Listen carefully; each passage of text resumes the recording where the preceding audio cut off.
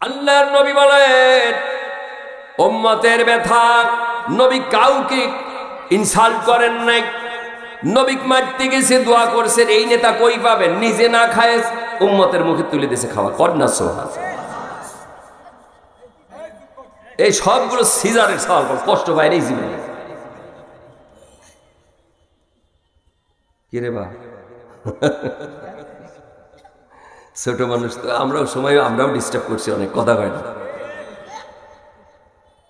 মুসলমানেরা শোনো, কষ্ট হচ্ছে তো একটু মানে নেন, উপকার হবে বাবা, উপকার হবে। আমার মতো জীবন, আপনাদের কষ্টের জীবন অনেকেরই আছে। বিশ্বাস করুন, এই জীবনে একদিন কাজে আসবে, যেদিন আল্লাহ পাক দুনিয়া থেকে তুলে নেবে, আখিরাতের আদালতে হিসাব নেবে, সেই দিন কাজে লাগবে। আজকের মাহফিল, জোরে বলেন না সুবহানাল্লাহ। বলতেছিলাম, মসজিদে নববীর মধ্যে আল্লাহর নবী সাহাবীদের নেওয়াজ করে, আল্লাহু আকবার বলেন। একজন যুবক ছেলে, ইহুদির ছেলে, মসজিদে নববীর মধ্যে এসে দাঁড়িয়ে পেশাব করল। আল্লাহর নবী ডেকে বললেন, হযরত ওমর রাদিয়াল্লাহু তাআলা আনহু তখন মুসলমান।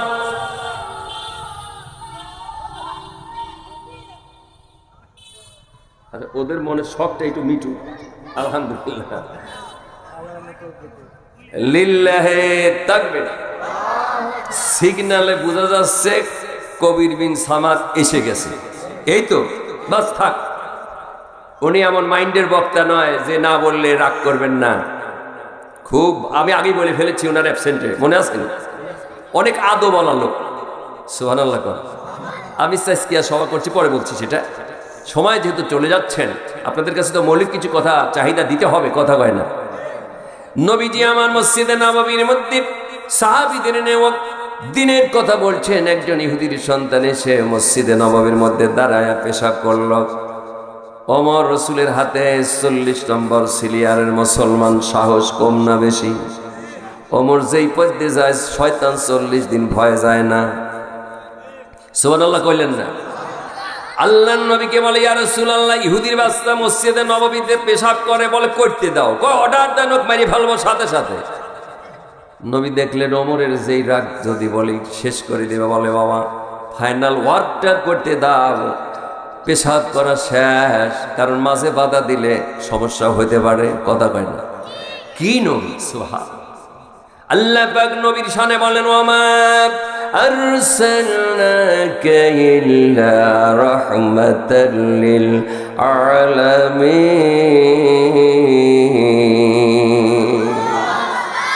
ইহুদির সন্তান দাঁড়িয়ে পেশাব কমপ্লিট করে ফেলেছেন। নবী বললেন, তাআল হেনা ইয়া শাবাব, এ যুবক এসো আমার কাছে। বাবা রহমতের নবী ছেলেটাকে ডেকে কাছে নিলেন, বলে বাবা তুমি মসজিদে নববী চিনো না? বলে কেন? বলে এটা আমাদের জায়গা, মসজিদে নববীতে দ্বারা পেশাব করো না বাবা, পেশাব করার দরকার হইলে ফাঁকে যায় করবা। মুসলমান কলিজার চাইতে ভালোবাসে আল্লাহর ঘর মসজিদে, খবরদার এই তুমি এই কাজটা করো না। আল্লাহু আকবার বলেন।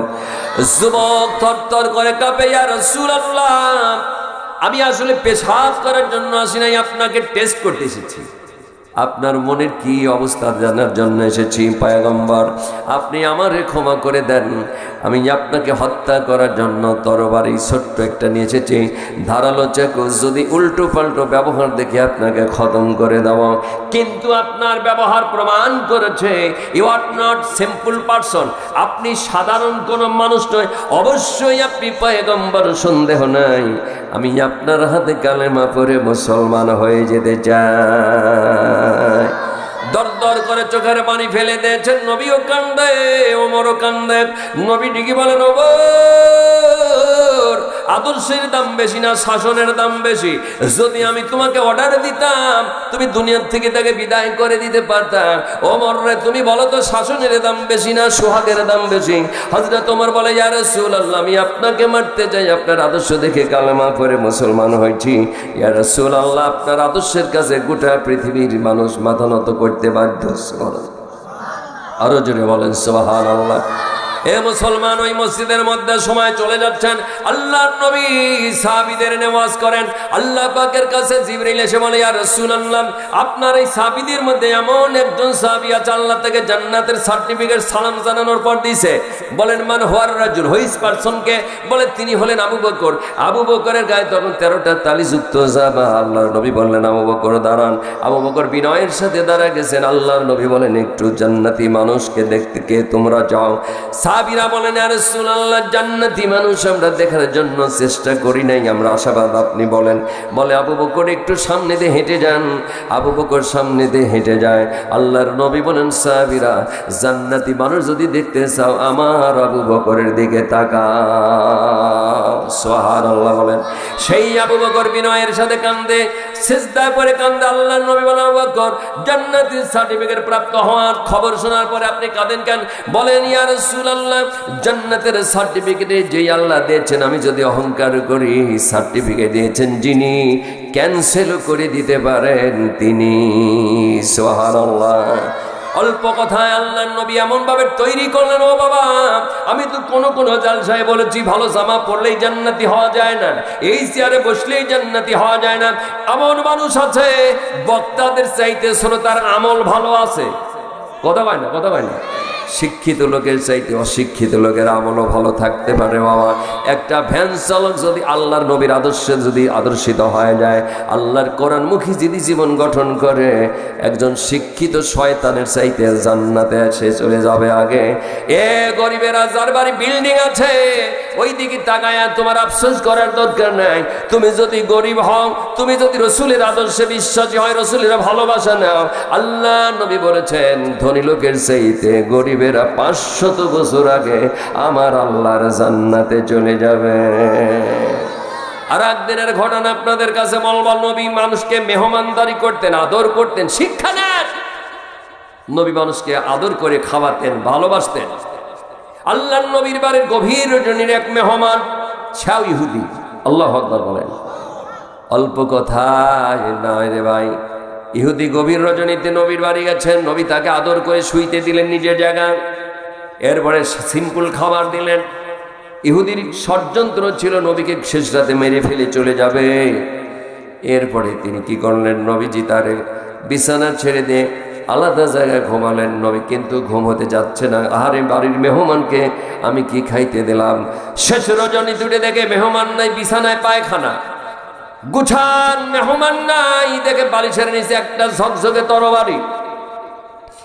সকালবেলা নবীজি ইহুদির পায়খানা সাফ করে, আর ওই তরবারিটা ধুয়ে মুছে রেডি করে রাখে। আল্লাহ আমানত, যদি পাইতাম ফেরত দিতাম, ভুলে চলে গেছে।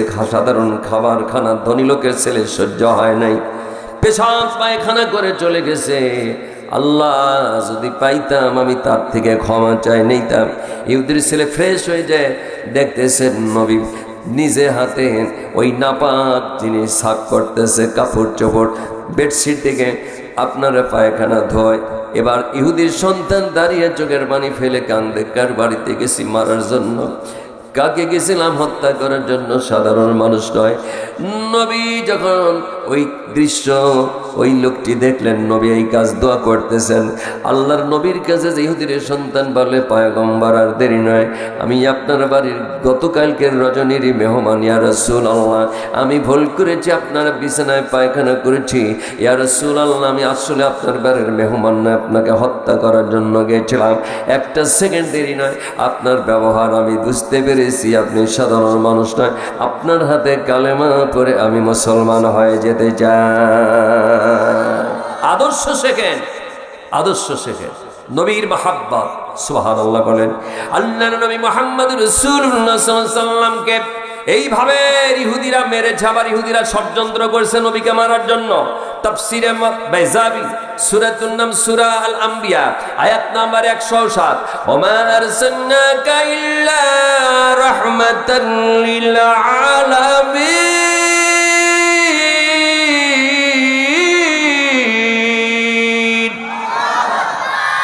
আল্লাহর নবীকে একজন ইহুদি কুকুর ট্রেনিং দিলেন। এই ট্রেনিং দেওয়া কুকুর দিয়ে নবীকে কামড়াবেন। নবীকে বাড়িতে দাওয়াত দিলেন। নবী যেতে চায় না। জিবরিল বলেন, পয়গম্বর, আল্লাহ আপনাকে অর্ডার করেছেন ইহুদির বাড়ি দাওয়াতটা আপনি নেন, দাওয়াতের নেন আপনি। আল্লাহর নবী ওহির জ্ঞান শুনে চলে গেলেন, ইহুদির বাড়িতে বসলেন। ইহুদি এবার কুকুরকে সামনের দিকে এগিয়ে দিয়ে, যাও মোহাম্মদ কামড়ায় মেরে ফেলো, আমি দৃশ্য দেখতে চাই।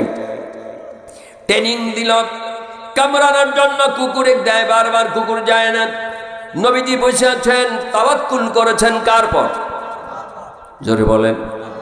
নবী চিন্তা করে, আল্লাহ আপনার অর্ডার, ইহুদির বাড়িতে আসলাম, কুকুর আমার সামনে দিচ্ছে আমাকে কামড়ে মারি দেওয়ার জন্য। আল্লাহ তুমি আমার মাওলা, আল্লাহ তুমি ছাড়া আমার আর কেউ না।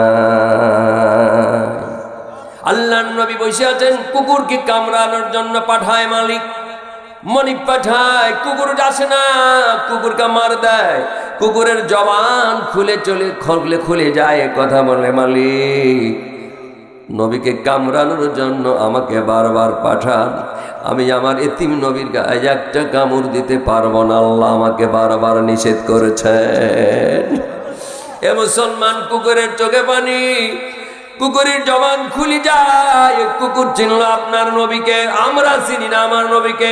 ইহুদির চোখে পানি ধরে রাখতে পারেন নাই পয়গম্বর। কুকুরকে ট্রেনিং দিয়েছিলাম আপনাকে কামড়ানোর জন্য, মেরে ফেলানোর জন্য, ওই কুকুর কামড়ায় না, আপনাকে চিনেছে দিনের নবী। আমি ভুল করে ফেলেছি, আপনার কাছে আমি এক্ষুনি কালেমা পড়ে আমি আপনার হাতে আমি মুসলমান হয়ে যেতে চাই। নবীজি বুকের মধ্যে রিসিভ করলেন। এবার ইহুদি পরাণের ছেলে